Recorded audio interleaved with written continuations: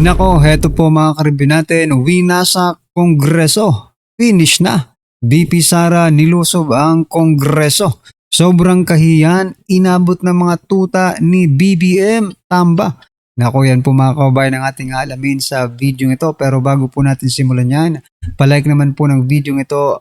Malaking tulong po yan. Maraming salamat po. At eto nga, bago po natin i-play yan mga kababayan, eto po muna mga karibin natin. No? Kasi meron pong banat dito si Sidanya, no? Sabi niya po dito ay manalamin daw ang kampo ni BP Sara at Carpio sa gitna ng mga reklamo. Aba, eto pakinggan po natin si Sidanya mga kababayan at bigyan po natin ng Sindanya, no? O, bigyan po natin ng reaksyon. Singiwi, pasok.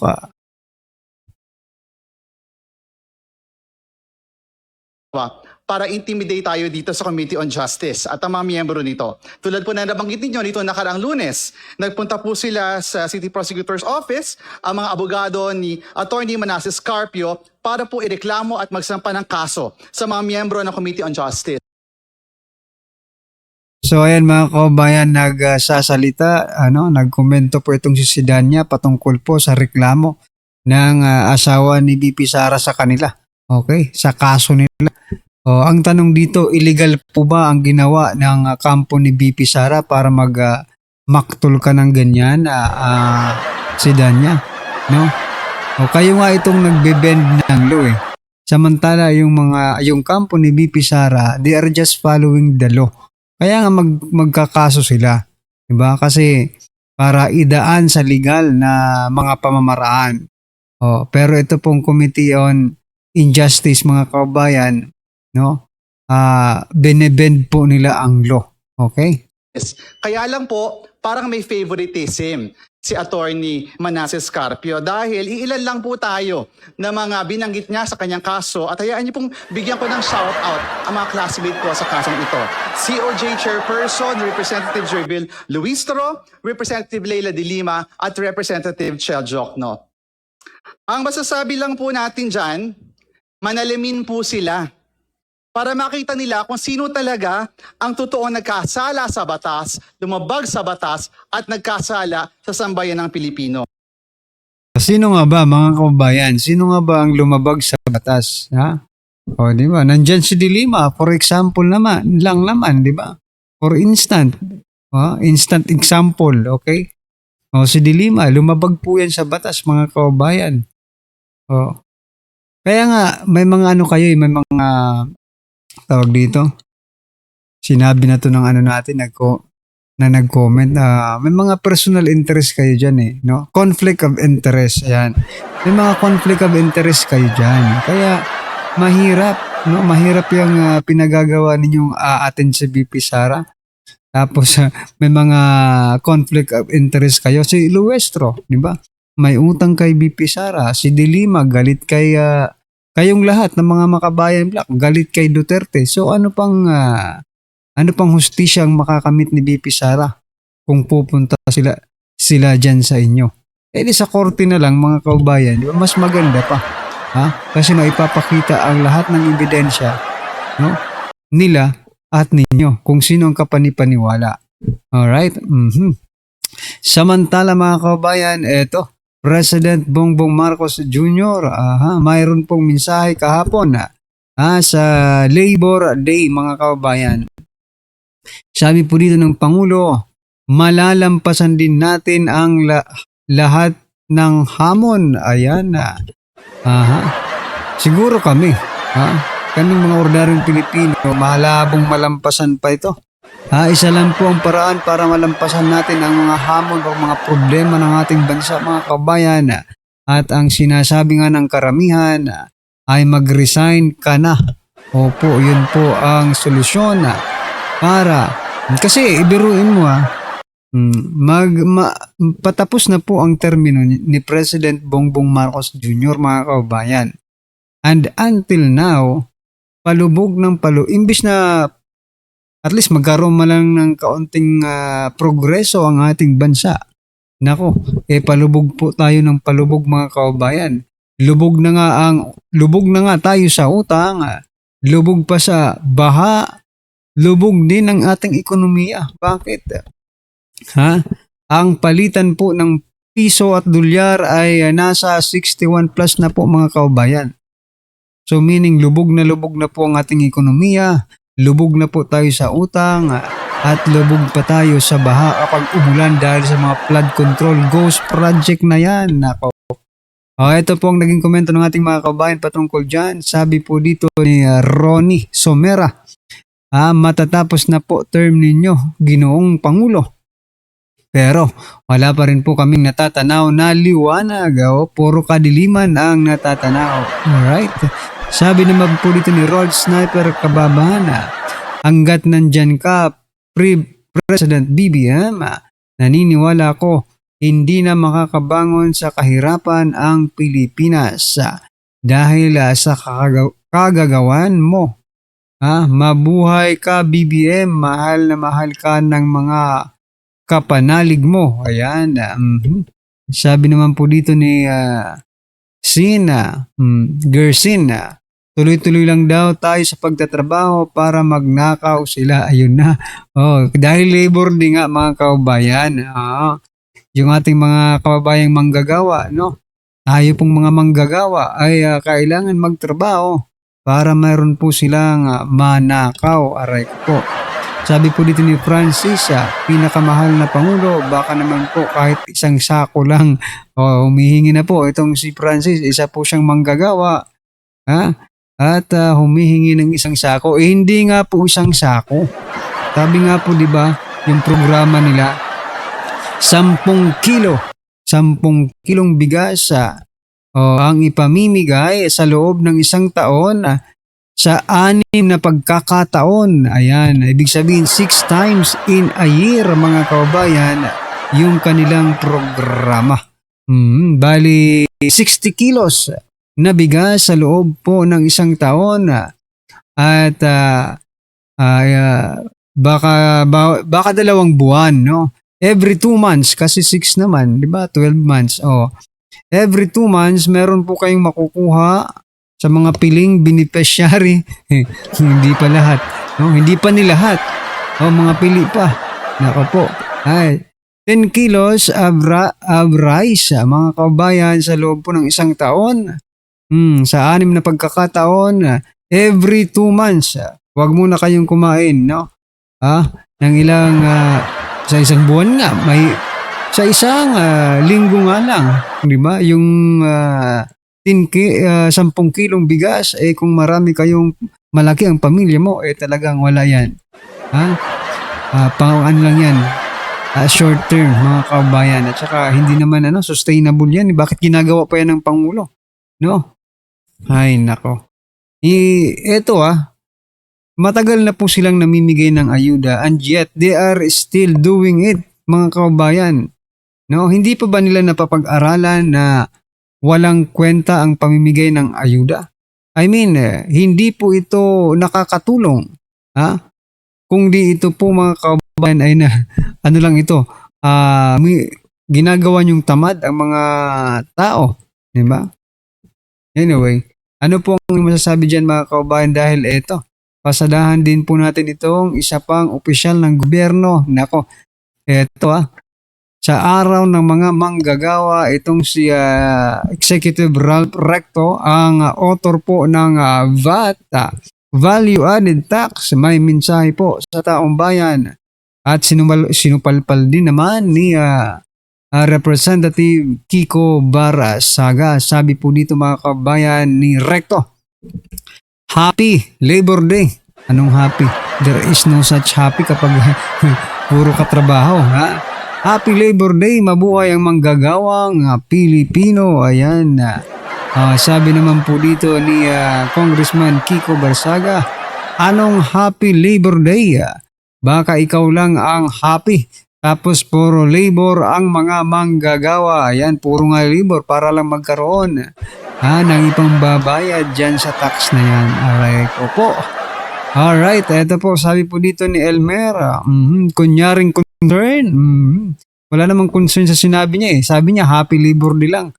Hindi niya naman, walang kalatoy-latoy mga kaubayan. Okay? Sabi po dito ni Junior Gadya. Congratulations Kiko Barsaga. Batiin mo rin si Senator Bato ng Happy Labor Day kasi no work with pay 6 months na. Di mo ba alam yun? Puro kabanat sa gobyerno sa mga kakampi mo. Walang say ha. Batiin mo naman. Ayan mga kaubayan. Sabi po dito, Happy Labor Day daw, sabi ni Bato. Salamat sa no work with pay. Sabihin nyo rin yan sa doon sa sino to? Kay Garin, di ba? Secretary Garin ng Energy. Okay, sabihin nyo Happy Labor Day sa 2 days na trabaho at bakasyon na yung iba, di ba? Kasi nagtitipid daw mga kaubayan. Dahatin nyo naman. Yeah. Always happy sila. Kong Barsaga, laging paldo. Okay, paldo sila mga kaubayan. Tanggalin na ang Labor Day, walang pinagkaiba sa ordinary day. Okay. Every day is Labor Day mga kaubayan, no? Para sa ating mga ordinaryong Pilipino, pero para sa kanila, no? Every day is holiday. All right.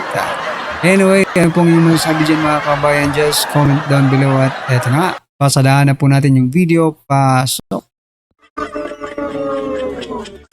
Alam nyo, itong impeachment kuno na mini trial nila kay BP Sara Duterte ay tila naging open mic na lahat ng galit sa Duterte family.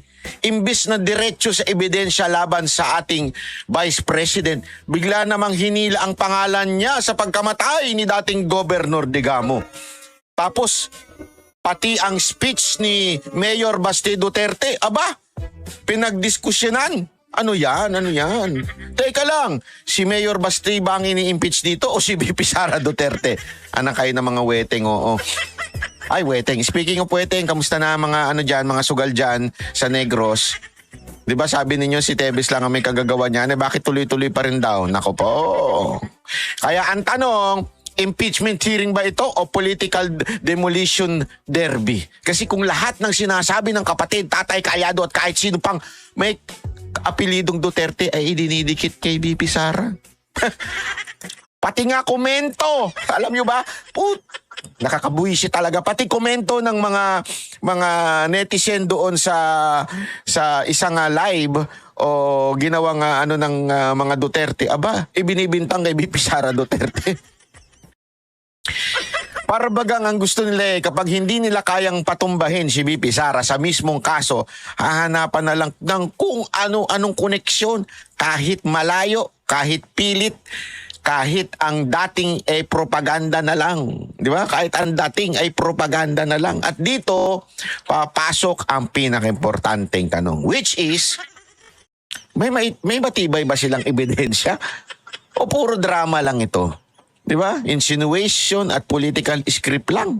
Kasi nga sa totoong hustisya, hindi sapat ang feeling namin may koneksyon. Hindi sapat ang Duterte kasi. Ang kailangan, ebidensya.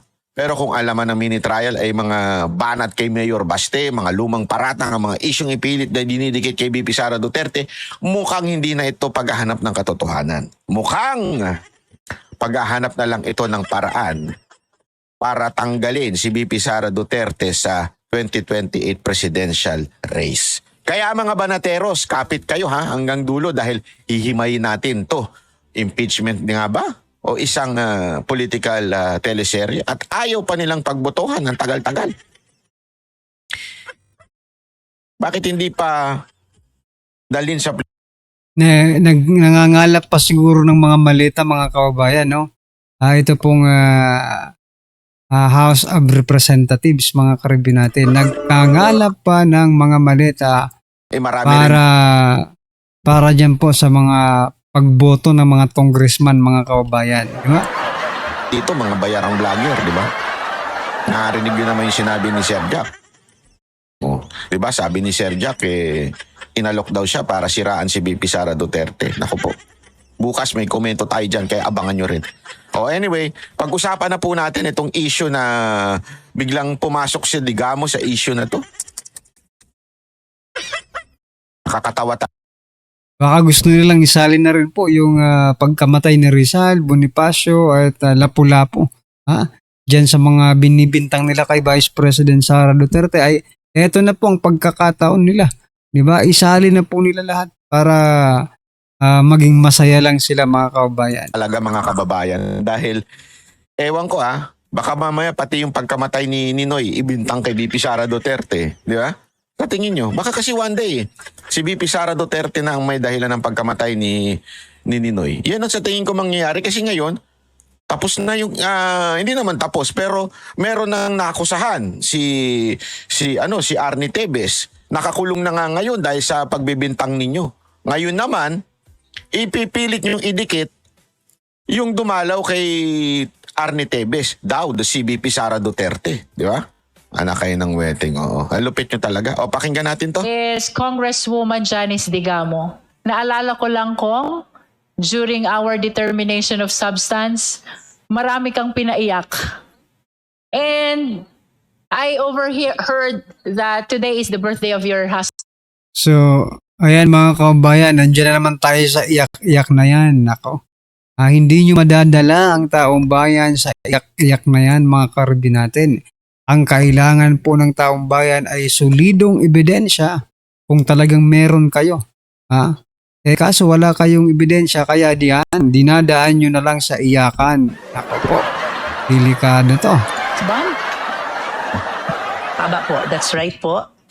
And instead of spending it Wow! with him dun sa amin, I decided to come today because there are things that troubles me that I would like to raise to this August budget. Wow! Wow!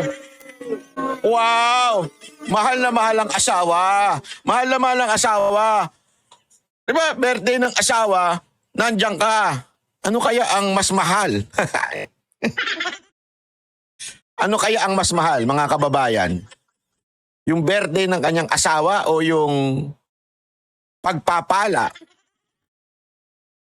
sa pagpunta dyan at pag-insinuate o pag-bibintang ng kung ano-ano kay BP Sara Duterte. Ano kaya ang mas mahal? Ang tanong, mahal ba talaga? Iyon ang tanong, di ba? Mahal ba talaga? Ewan ko. Pero di ba, iba yung balita noon eh. Di ba, sinabi ng mga dating security ni Zaldico? Sila nagsabi, hindi ako Ako, di ako naniniwala doon. Kayo ba naniniwala kayo doon? Bawat attend daw dyan, milyon-milyon.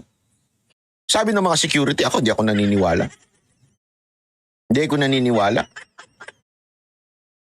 Kasi napaisip ako, ba't kaya tinatagalan ito, no? Sabi ni Luis Tro, sapat na, more than enough to transmit it to the plenary. Kung ganun, not pa to. Bakit meron pa nito? Kung sapat na pala, pagbotohan nyo na. I dare you. Pagbotohan nyo na. Ba't di nyo pinagbobotahan? Naku po, mukha tuloy sa akusasyon ng mga dating security ni Zaldico na bawat hearing, lalo na sa panggigipit kay BP Sara Duterte, ay may milyong-milyong hinahatid daw sa kamara. Every time yun. Hindi ko naman sinabing sa kanila inabot Wala ko sinasabing sa kanila inabot. Wala rin naman sinasabi mga sundalo sa kanila inabot. Basta every time daw na merong matinding hearing laban sa mga Duterte, nagdadala sila ng mali-maleta, hindi pala mali-maleta, envelope na naka-paper bag, malalaki na may lamang 2 million or 4 million. Nakalimutan ko na exact amount. At dinadala. So ayan mga karibin natin, ano po ang inyong opinion, reaction patungkol po dito sa video ito? Mga kababayan, just comment down below at syempre, huwag pong kalimutang i-like ang video ito. Malaking tulong po yan. Maraming salamat po.